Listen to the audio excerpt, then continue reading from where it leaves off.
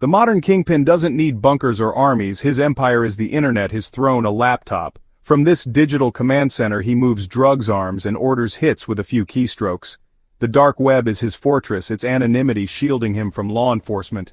His soldiers are hackers, smugglers, and mercenaries, all paid in untraceable cryptocurrency. This decentralized network is resilient. Cut off one head, another appears. The tools of his trade are code and social engineering, not guns.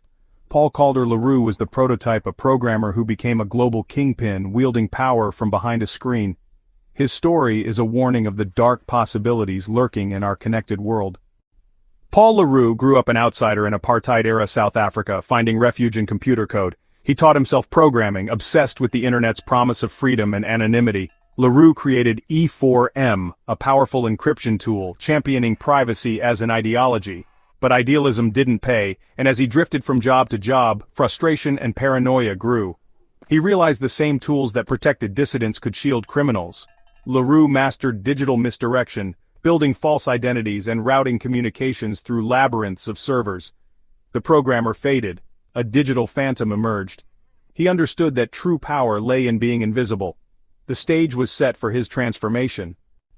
Roux's criminal empire began with online pharmacies, exploiting legal loopholes to sell prescription drugs to Americans.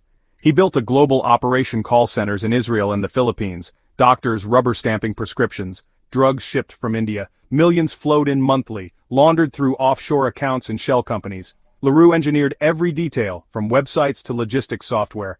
As profits soared, so did his paranoia. He surveilled employees, trusted no one. The idealist became a control-obsessed kingpin, using surveillance to enforce his rule. The pharmacy business was just the beginning. Roux's ambitions and ruthlessness were about to escalate. He was no longer just a digital entrepreneur, he was becoming a true cartel boss. The line between code and crime had vanished. Flush with cash, Roux expanded beyond pills. He invested in war-torn regions, building militias in Somalia, and trafficking meth and weapons worldwide. His logistics genius now fueled arms deals, gold smuggling, and land grabs in Zimbabwe. Shell companies and mercenaries moved his goods across continents. Roux tried to legitimize his wealth, buying land and mining rights, bribing officials. He applied startup logic to global crime, find inefficiencies, scale up, disrupt. But his disruption meant arming militias and fueling epidemics. The programmer who once fought for privacy now built an empire of addiction and violence. His criminal portfolio was as diversified as any Fortune 500 company, only far deadlier. As Roux's empire grew, he needed muscle. He recruited ex-special forces, his own private army, led by Joseph Rambo Hunter. These mercenaries enforced his will, protecting assets and eliminating threats worldwide. Violence became just another business tool. Murder, a line item in his ledger. Roux discussed hits with chilling detachment, treating assassination like logistics. His private army transformed him from cybercriminal to cartel boss. He could project force anywhere, merging digital anonymity with real-world brutality. Roux ruled a kingdom of shadows, his mercenaries enforcing his reign. The murder of Catherine Lee, a trusted real estate agent, revealed Roux's paranoia and ruthlessness. Suspecting her of theft, he ordered her execution, remotely orchestrated by his American mercenary Dave Smith. Lee was lured to a meeting, driven to a remote area, and shot. Roux's only concern, clean up the evidence and pay the killer. Lee's death was a cold calculation, her life reduced to a business transaction. This murder marked a turning point. Roux had crossed from financial crime to contract killing. He involved Americans, drawing the attention of the DEA. The act shattered his principle of anonymity, leaving a trail of evidence. The kingpin's paranoia had become his undoing. The ghost in the machine was now visible. By 2012, the DEA was closing in on Roux but needed to lure him out. A disgruntled associate became an informant, helping set up a sting. Undercover agents posed as Colombian cartel members, offering a meth deal in Liberia.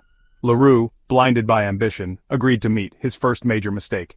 In a wired safehouse, he bragged about his crimes, confessing on tape. Arrested by Liberian police, Roux faced a mountain of evidence. To save himself, he flipped, becoming the DEA's star informant. He helped bring down his own organization, luring top lieutenants into stings. The master manipulator became the architect of his empire's collapse. The kingpin traded loyalty for survival. Paul Roux's story is a blueprint for the digital age's new criminal. He showed how one skilled amoral coder could build a global syndicate from a laptop. His capture exposed, but didn't end the threat. His methods are now standard for cybercriminals. Encryption, dark web markets, and cryptocurrency have only grown more powerful. The next Roux won't need to invent the tools, he'll just download them. Law enforcement faces a borderless, evolving enemy.